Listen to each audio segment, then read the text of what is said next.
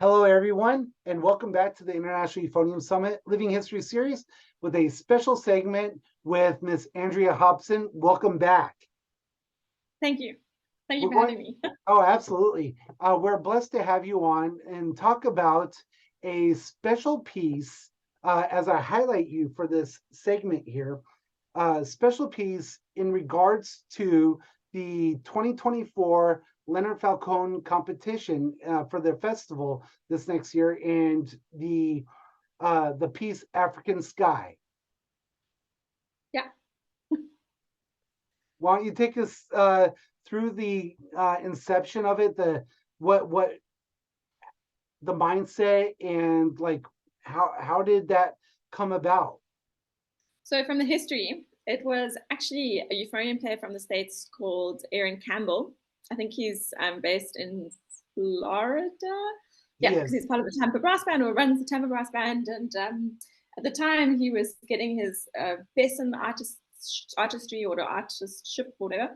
And he contacted me because he wanted to have a CD of newer composers. And I had written a piece called Redline It, which David Thornton had recorded and put on YouTube. And so he said, could I write something for him? He wanted something in the style of Redline It, which is sort of more pentatonic African kind of style. And I said, okay. And so I wrote African Sky. The piece itself is based in part on the colors of the African sunset, which is sort of orangey, reddy, all kind of shades of orange palette, red palettes. And it goes through like different, how would you say it, different moods. Because living in Africa is not always easy, but it is very, very beautiful. And exactly that in the piece. There's some tricky passages and then some very easy going passages, which is kind of typical of an African life. That's really cool. So what was there any guidelines that went into that beyond besides gosh, it was a long time ago. I think it was just the contract was just, or the commission was simply just make it sound like Redline It, but longer and harder. I think there was a little bit of that as well, like slightly more complex. So I did that. So it starts with a very sort of typical start, like in Redline It, with a little bit more sort of open African-y sounds. Because I'm from the Eastern Cape, so that's something that is important to know. Where I come from, it sounds a bit different to, for example, the Western Cape or up north. And the music in the Eastern Cape is very pentatonic. And sounds much more open than other, I don't know how to explain it, but the pentatonic scale used is far more open. So it starts that way. And then it develops into a more sort of flurried kind of thing. So what would be a piece of music in the Eastern Cape mindset that's really popular, that could open up someone's mind to this public consumption? What was that? Do you mean like that's like sort of publicly available? Yes. Gosh, the best thing would actually to go to my alma mater, to go to Rhodes University and look up ILAM, which is the International Library of African Music. The Tracy family have gone about and collected all different kinds of sort of, how would you say, like segments of African music. Because public consumption, I think the only thing that comes to mind is maybe something by Abdullah Ibrahim, which was a jazz musician who played a lot in the Eastern Cape. But what specifically was in Eastern Cape, I'm not 100% sure. And Pata Pata also has very similar by Miriam Makeba. And that's also got African kind of qualities to it. But Eastern Cape music, it's like ethnomusicology sort of study. You'd have to go to the Rhodes University ILAM and then look at what is Eastern Cape. So because it's got lots of mbira, there's the calabash, and it's sort of like cyclical music qualities. And yeah, so the Tracy family did a really great job about collecting all of that stuff. Yeah. That's awesome. Public consumption, I must be sure. I'm not completely sure, actually. So for those that are watching this video right now, I'll go ahead and find that link to Rhodes University's ILAM and put that link on Andrea Hobson's site at www.internationaleuphoniumsummit.com/Andrea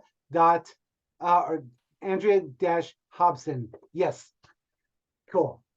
I even wrote it down on my notes here. Oh, cool. As those that have known me throughout the series, I have a huge notebook full of notes of all our cohort. And so if you're like Andrea Hobson, who have written any music for Euphonium, and that is significant, and your story, everybody's perspective is unique and is worth sharing, because we don't know who you're going to impact down the road. And we'd love to share your story. So if you're interested, find the YouTube channel at Euphonium Summit.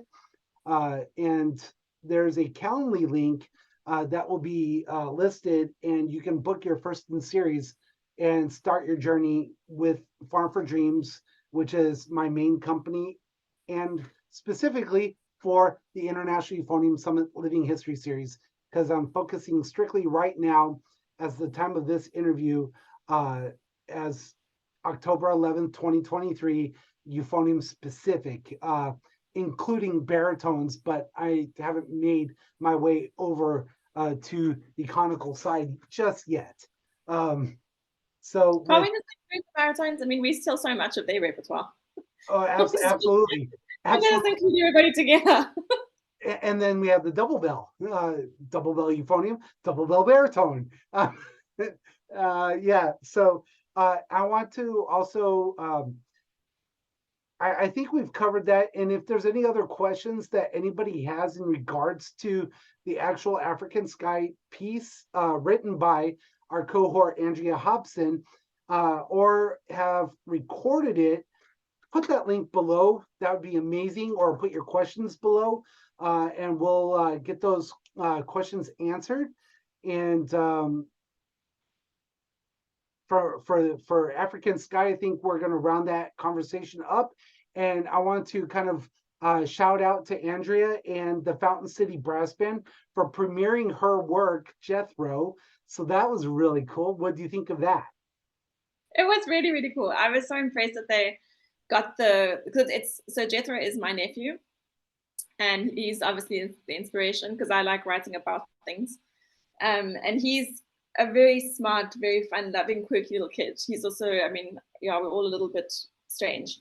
And he's definitely on the side of strange. And yeah, the piece, I think, is probably maybe strange for a brass band, but they got the fun-loving vibe really nicely. And I think Joe Parisi is the conductor, and he did I love the way he danced. And I didn't share the full video, but he dances quite a lot through the whole video, which is great. That's exactly kind of what I would like from my music. And one of the trombone players is like moving, bopping his head. So that was, I think I was watching the people's reactions more than I was actually listening to the music the first time, because that's kind of what's important for me. So they got it, they nailed it. It was really fun. So taking that perspective right there, I think that was like, I don't think that could have like highlighted your personality more so than anything else in our conversations with you, is the whole perspective of the African Sky, the fun-loving, the feeling of the piece, and you want people to be reactionary and to feel that vibe. So African Sky, dance with the sunset perspective when you play it for the competition. It's not just robotic.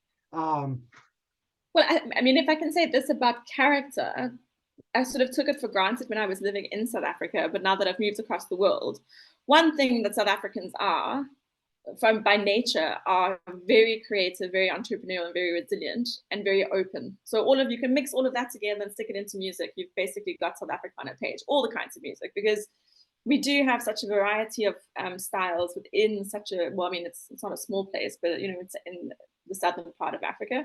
But everything is very open and very friendly and very like, come here, we want to be friends with you, kind of thing. So yeah, that's important. Dance to the music, live it, you know. Right, breathe it, play it, sing it. Are there words to that by chance yet? To African Sky? Yeah. No, oh my gosh, I could. This is what sing. I mean, they've got a Oh, no, I don't know. I think singers would be very cross. No, no, no. They're definitely not words to it. I think it might be a bit too intense for words. It would be very operatic then. Huh. That may be interesting. So you maybe perhaps someone combining this in a libretto of sorts. Yeah, I think it would need to be different characters as well, specifically 3 main characters. Okay, so we've got one is regulations now. Yeah, well, one is definitely more sort of bluesy improvisation, and the other one is just more chill, you know. This reminds me of my conversation we just had with Dr. Stephen Barr yesterday in our first in series with him.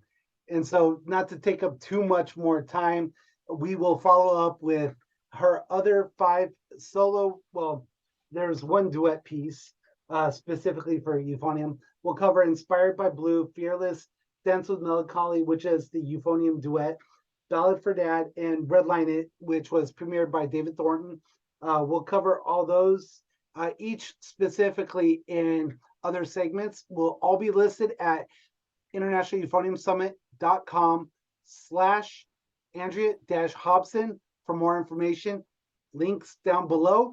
And everyone, thank you so much for joining us. Thank you, Andrea, for taking this time. Yes, thank you. Thank you to you. Absolutely. Have a good one, everybody. See you next time. Bye.